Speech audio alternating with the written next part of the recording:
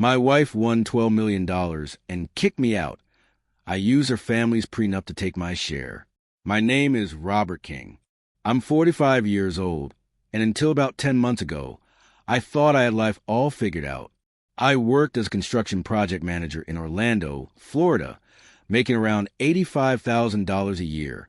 It wasn't glamorous, but it was steady, and it was enough to give my wife, Victoria, and me a comfortable life in our modest 3-bedroom house on Maple Street in College Park.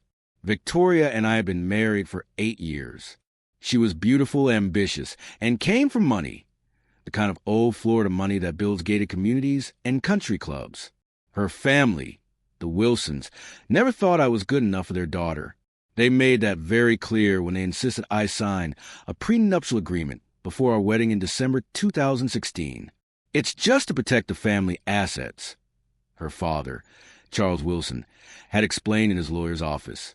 Nothing personal, Robert, just business. Blinded by love, I signed without hesitation. Love makes you do stupid things. The agreement was simple. What was theirs stayed theirs. What was mine stayed mine, and anything we acquired together during our marriage will be considered marital property. Straightforward enough. For 8 years, our marriage was steady. We weren't rich, but we were happy. Victoria worked part-time at an art gallery downtown. Not because we needed the money, but because she loved it. She made around $26,000 a year. We often talked about kids, maybe upgrading to a bigger house someday. Just normal married couple dreams. Then everything changed on a Tuesday morning in October 2024. Victoria had been playing the same lottery numbers for years. Birthdays, anniversaries, family dates. She'd always laugh and say, "One day, these numbers will make us millionaires." That Tuesday, her joke became reality. She won $12 million after federal taxes. And since Florida doesn't tax lottery winnings, it came to about $8.1 million. I remember standing in the kitchen staring at the ticket, barely believing it was real. Victoria was screaming, jumping up and down, and immediately called her parents. "We're rich, Robert," she shouted, wrapping her arms around me. "We're actually rich." For about 10 minutes, I thought our dreams had come true. That same night, her entire family showed up at our house. Her parents, her brother David, even her snobby Aunt Margaret, who usually acted like I didn't exist. They popped champagne, laughed, and made plans for the future. But something felt off. The way they looked at me had shifted. Subtle at first, sideways glances, hushed conversations that stopped when I walked into the room. And Victoria? She started to change, too. She became distant, cold. Over the next few days, it only got worse. She was constantly on the phone with her family, speaking in hushed tones and walking out of the room when I came near. Whenever I asked about what we'd do with the money, she brushed me off. "We need to be smart about this, Robert," she'd say. "My father knows people, financial advisors. We need to protect our windfall." 3 weeks later, on November 2nd, Victoria sat me down in the living room. Her parents were there too, which should have been my first red flag. "Robert," she began, her voice unusually formal, "we need to talk about our situation." Her father cleared his throat. "Son, this lottery win changes everything. Victoria's windfall needs proper protection." "Our windfall," I corrected. "We're married. What's hers is mine, and what's mine is hers." The room went silent. Patricia, Victoria's mother, exchanged a loaded glance with her husband. David smirked from his spot by the window. "Actually, Robert," Charles continued, his tone condescending, "that's not exactly how this works. In many cases, lottery winnings are considered personal property, especially when..." "Especially when what?" I interrupted. That's when Victoria finally spoke. She wouldn't even look me in the eye. "Robert, I think we should separate for a while. This money, it's mine. I chose the numbers. I bought the ticket. I want it." It felt like someone had punched me straight in the gut. "What are you saying, Victoria?" "I'm saying I want a divorce," she replied flatly, her gaze fixed on the carpet. "And I want you to move out. Today." Charles leaned forward, his voice calm but sharp. The prenup you sign protects both parties, Robert. Victoria's lottery winnings are her separate property. You're not entitled to any of it. I sat there in shock. 8 years of marriage, and now they were discarding me like garbage the moment real money entered the picture. I see, I said quietly. So this was all planned. Nothing was planned. Victoria snapped. But now that we have this opportunity, I'm not going to let anyone take advantage of me. Take advantage. That's what she called our marriage? Fine, I said, rising to my feet. I'll pack my things. Victoria's shoulders eased as if she were relieved. Her family's smug expressions told me they were pleased with how easily I was accepting the situation. What they didn't realize was that they had just made the biggest mistake of their lives. That night, I checked into an extended stay America on International Drive, paying $115 a night. But instead of drowning myself in self-pity, I did something they never expected. I called a lawyer. Not just any lawyer. James Hayes, one of the best divorce attorneys in Central Florida. Guys at work who had been through ugly splits swore by him. His consultation fee was $600, but it was worth every penny. Mr. King, Hayes said the next morning in his office on Orange Avenue, tell me about this prenuptial agreement. I slid a copy across his desk, the one I had kept in my filing cabinet at home. He read it carefully, his eyes narrowing as he turned each page. Then a slow smile spread across his face. This, Hayes said finally, tapping the document, is fascinating. Your in-law's attorney was very thorough, almost too thorough. What do you mean? I asked. He pointed to a clause on page 3. Section 4.2. It states that any assets, prizes, or winnings acquired during the marriage shall be considered marital property, subject to equitable distribution upon divorce. But they said lottery winnings are personal property. I protested. In Florida, if a lottery ticket is purchased during marriage, even with one spouse's money, it's considered marital property. Hayes explained. And this prenup? It explicitly overrides that argument. He leaned back, smiling like a man who had just found buried treasure. Mr. King, your in-laws may have just handed you the keys to the kingdom. A cold satisfaction settled in my chest. So I'm entitled to half? I asked. According to this document you signed, potentially yes, but we'll need to be smart. They're going to fight hard, and they have resources. My retainer is $18,000. I didn't hesitate. I maxed out my credit card and borrowed against my 401k to pay it. Best investment I ever made. Over the next 2 weeks, Victoria and her family made their intentions crystal clear. They hired the most expensive divorce lawyer in Orlando, a shark named Bradley Morrison, notorious for protecting wealthy clients' assets. His rate?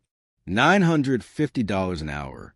Almost immediately, Morrison began sending me threatening letters, demanding I withdraw any claim to the lottery winnings. His argument was simple. Victoria bought the ticket. She picked the numbers. Therefore, it was hers alone. They underestimated me. To them, I was just a working-class guy who would roll over and take whatever scraps they threw my way. They were dead wrong. Hayes and I worked methodically through November and December. We built a meticulous record. When the ticket was purchased, which account the money came from, and proof that Victoria had been buying lottery tickets for years using our joint Wells Fargo checking account. But the real breakthrough came during one of our strategy sessions in late December. Hayes leaned back in his chair, holding a copy of Florida state law. Robert, he said, Florida Statute 61.075 is very clear. Lottery winnings acquired during marriage are marital assets, unless a specific agreement says otherwise. Didn't the prenup exclude them? I asked. Hayes grinned. That's the irony. The prenup your in-laws insisted you sign actually strengthens your claim. It specifically says any prizes or winnings acquired during marriage are marital property. They were so obsessed with protecting their family fortune, they accidentally gave you rights to future windfalls like this one. Meanwhile, Victoria was living like the money would never run out. In November, she bought a brand new BMW X5 for $87,000, splurged on designer clothes, and dropped $750,000 on a waterfront condo in Winter Park. Her social media was a goldmine of evidence. Lavish dinners at the Ravenous Pig, luxury shopping trips at Mall at Millennia, endless photos flaunting her wealth. She was burning through money and documenting every bit of it online. By January 2025, the divorce battle officially began. Morrison came out swinging. He filed motions to dismiss my claim, calling me a gold digger exploiting a loophole. At our first hearing on January 15th in the Orange County Courthouse, he strutted around in a $2,000 Armani suit, dripping arrogance. "Your Honor," he said smugly, "Mr. King is attempting to take half of winnings that his estranged wife earned through her own luck and intuition. The ticket was purchased with her personal funds, using her family's significant dates. This is clearly her separate property." Judge Patricia Henderson, with 18 years of family court experience, listened patiently. She was known for being thorough and fair. When it was our turn, Hayes stood tall. "Your Honor, Florida law is crystal clear. But beyond that, the prenuptial agreement Mr. Morrison's own clients drafted specifically states that any prizes or winnings acquired during marriage are marital property. Period." Morrison scoffed. That clause was meant for things like casino chips or raffle tickets, not a $12 million jackpot. Hayes didn't flinch. "The document says any prizes or winnings, Your Honor. It doesn't mention limits or exceptions."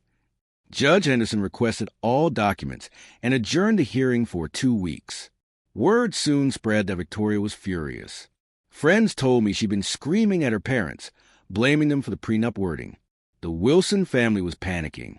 By early February, they tried to settle.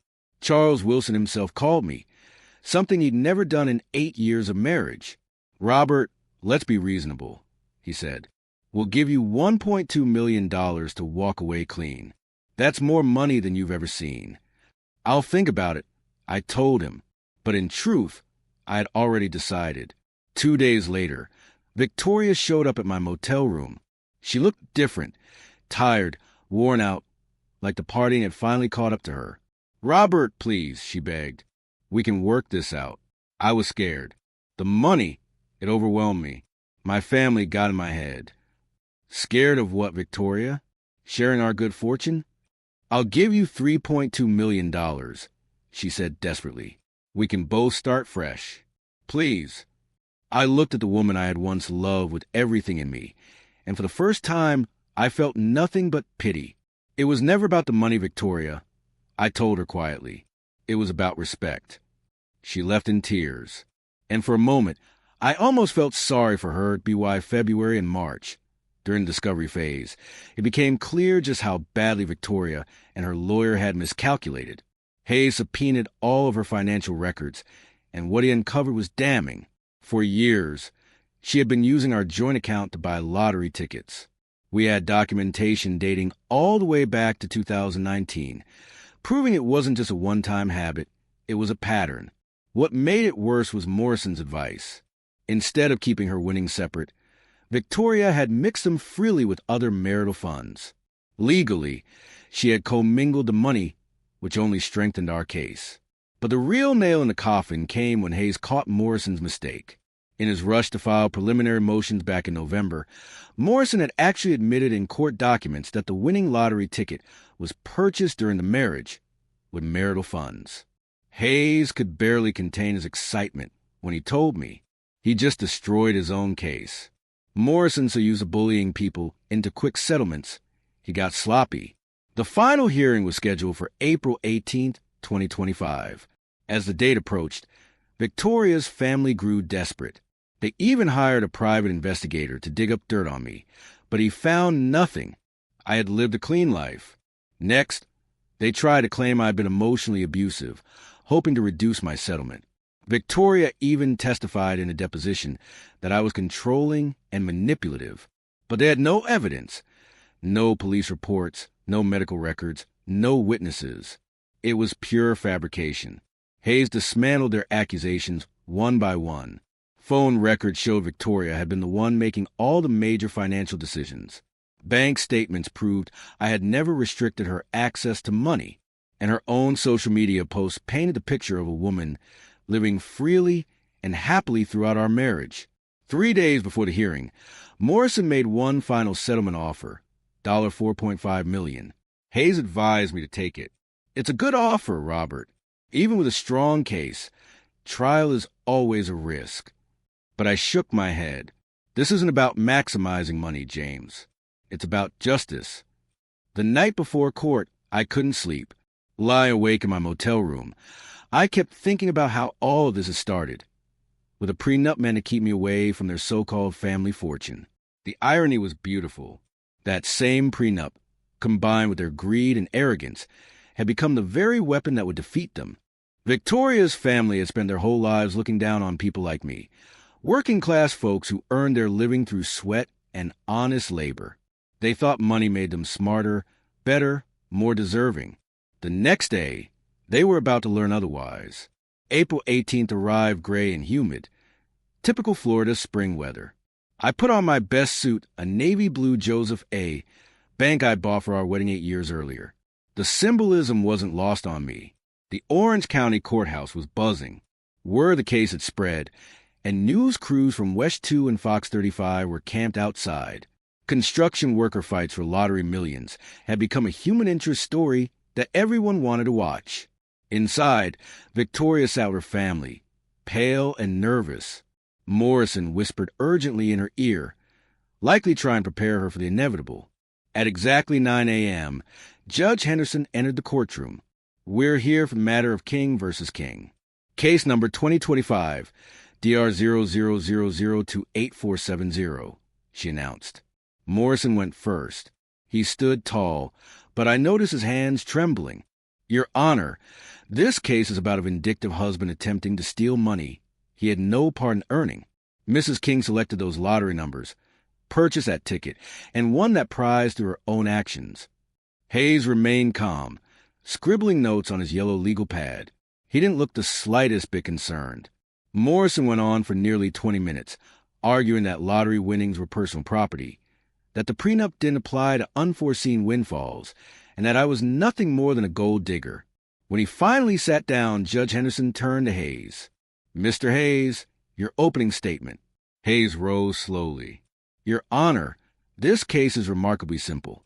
We have a prenuptial agreement, signed by both parties in December 2016, that explicitly states any prizes or winnings acquired during the marriage are marital property. We have Florida state law that supports this position, and we have clear documentation proving the lottery ticket was purchased with marital funds during the marriage." He paused, locking eyes with Morrison. "The defendants are asking this court to ignore their own contract, simply because they don't like the outcome." The evidence phase was devastating for Victoria's side. Hayes presented years of bank records showing lottery purchases from our joint Wells Fargo account. He showed how Victoria had commingled the winnings with other assets. He even produced a receipt from the Wawa gas station on Colonial Drive, dated October 8, 2024. The day she bought the winning ticket, the receipt showed the ticket had been paid for with our joint debit card at 3:47 p.m. Morrison's cross-examination was weak. He tried to argue that Victoria had intended to keep the winnings separate, but in the eyes of the law, intention doesn't matter once the money has already been mixed with marital funds. Then came the moment I've been waiting for. Hayes stood tall and questioned Morrison's own legal strategy, reading directly from his court filings. "Mr. Morrison, in your preliminary motion dated November 18, 2024, you stated, and I quote, 'The lottery ticket in question was purchased during the marriage with funds from the marital estate.' Do you remember writing that?" Morrison's face drained of color. That was a misstatement. Hayes pounced. "A misstatement you signed and filed under penalty of perjury?" Yes." Judge Henderson leaned forward. "Mr. Morrison, are you telling this court you filed false documents?" "No, Your Honor, I misspoke. I meant to say—" Hayes cut him off smoothly. "Your Honor, Mr. Morrison's own filings support our position. He acknowledged, in writing, that marital funds were used to purchase the winning ticket." The Wilson family looked crushed. Charles was sweating through his expensive Brooks Brothers shirt. Patricia kept shaking her head in disbelief, and Victoria looked like she was about to break. When Victoria finally took the stand, she was rattled. Morrison had coached her, but Hayes shredded her testimony piece by piece. "Mrs. King," he began, "you've testified that you always intended to keep any lottery winnings as separate property. Is that correct?" "Yes." Then why did you deposit the entire $7.2 million into your Bank of America account, a joint marital account you used to pay share expenses? Victoria hesitated. I needed somewhere to put it. You have a separate account at SunTrust Bank, correct? One your husband never had access to. Yes. With over $63,000 in it, correct? Yes. So, you had a safe, separate account. But instead, you mixed the winnings with marital funds and began spending it freely. Correct. Victoria looked helplessly at Morrison, but he couldn't save her. I guess so. Hayes pulled out another document. This is the purchase agreement for a BMW from Bickle BMW, dated November 15th, 2024, 5 days after you deposited the lottery winnings. You bought the car for $87,000 using lottery money, correct? Yes. Did you consult your husband about this major purchase? We were separated. Hayes didn't flinch. Ma'am, you didn't even file for divorce until November 20th, 2024. You were still legally married when you bought that car. So I'll ask again, did you consult your husband? Victoria's voice broke. No. By 12:30 p.m., Judge Henderson called a recess. In the hallway, Charles Wilson cornered me one last time. Robert, this is madness. We'll appeal whatever decision she makes. This could drag on for years. I looked him square in the eye. That's your choice, Charles. But I've got time and a good lawyer. The afternoon session didn't last long. At 2:15 p.m., Judge Henderson delivered her decision. I've reviewed all evidence and applicable law. The prenuptial agreement signed in December 2016 is clear and unambiguous. Section 4.2 explicitly states that any prizes or winnings acquired during the marriage are marital property. Florida Statute 61.075 supports this interpretation. Furthermore, the defendant's actions in commingling the lottery winnings with marital assets demonstrate her recognition that these funds were not separate property. Victoria burst into tears as her mother clutched her hand. Therefore, Judge Henson continued, I am awarding Mr. King 50% of the net lottery winnings, totaling $4.05 million. Mrs. King, you have 60 days to liquidate assets if necessary to meet this obligation. The gavel struck the bench with a sharp crack at 2:22 p.m. Outside the courthouse, reporters swarmed. Most I ignored, but when one from Channel 9 asked, Mr. King, how does it feel to win? I stopped, thought for a moment, and answered simply, justice always feels good. 2 months later, in June 2025, I used part of my settlement to buy a small construction company from a retiring contractor. Today, King Construction employs 38 people and builds affordable housing across Central Florida. As for Victoria, she had to sell her BMW, back out of her Winter Park condo, and liquidate most of her designer purchases just to pay me. Last I heard, she was working at her father's real estate office in Winter Garden, making $42,000 a year. The Wilson family never spoke to me again. That was fine by me. They had shown me their true colors long ago: arrogance, greed, and disdain for anyone they thought was beneath them. But here's the truth. Sometimes the best revenge isn't revenge at all. Sometimes it's just letting people choke on the consequences of their own greed and stupidity.